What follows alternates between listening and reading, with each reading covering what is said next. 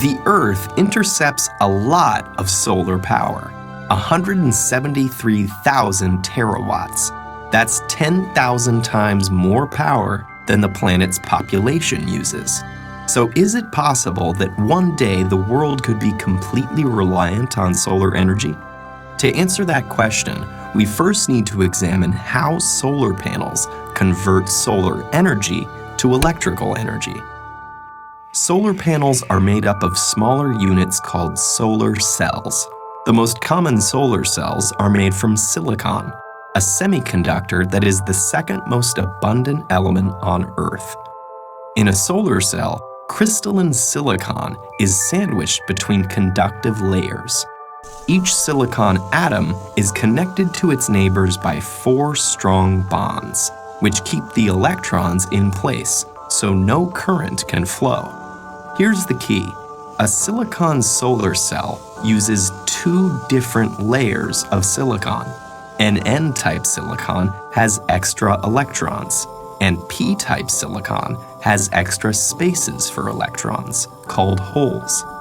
Where the 2 types of silicon meet, electrons can wander across the p-n junction, leaving a positive charge on one side and creating negative charge on the other. You can think of light as the flow of tiny particles called photons shooting out from the sun. When one of these photons strikes the silicon cell with enough energy, it can knock an electron from its bond, leaving a hole.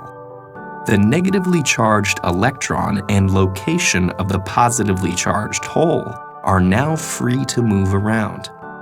But because of the electric field at the p-n junction, they'll only go one way. The electron is drawn to the n side, while the hole is drawn to the p side. The mobile electrons are collected by thin metal fingers at the top of the cell. From there, they flow through an external circuit, doing electrical work like powering a light bulb, before returning through the conductive aluminum sheet on the back. Each silicon cell only puts out half a volt, but you can string them together in modules to get more power. 12 photovoltaic cells are enough to charge a cell phone, while it takes many modules to power an entire house. Electrons are the only moving parts in a solar cell, and they all go back where they came from. There's nothing to get worn out or used up, so solar cells can last for decades. So what's stopping us from being completely reliant on solar power? There are political factors at play, not to mention businesses that lobby to maintain the status quo. But for now, let's focus on the physical and logistical challenges. And the most obvious of those is that solar energy is unevenly distributed across the planet. Some areas are sunnier than others. It's also inconsistent. Less solar energy is available on cloudy days or at night. So a total reliance would require efficient ways to get electricity from sunny spots to cloudy ones, and effective storage of energy. The efficiency of the cell itself is a challenge too. If sunlight is reflected instead of absorbed, or if dislodged electrons fall back into a hole before going through the circuit, that photon's energy is lost. The most efficient solar cell yet still only converts 46% of the available sunlight to electricity, and most commercial systems are currently 15 to 20% efficient. In spite of these limitations, it actually would be possible to power the entire world with today's solar technology. We'd need the funding to build the infrastructure and a good deal of space. Estimates range from tens to hundreds of thousands of square miles.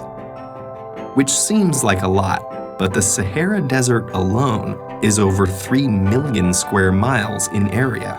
Meanwhile, solar cells are getting better, cheaper, and are competing with electricity from the grid.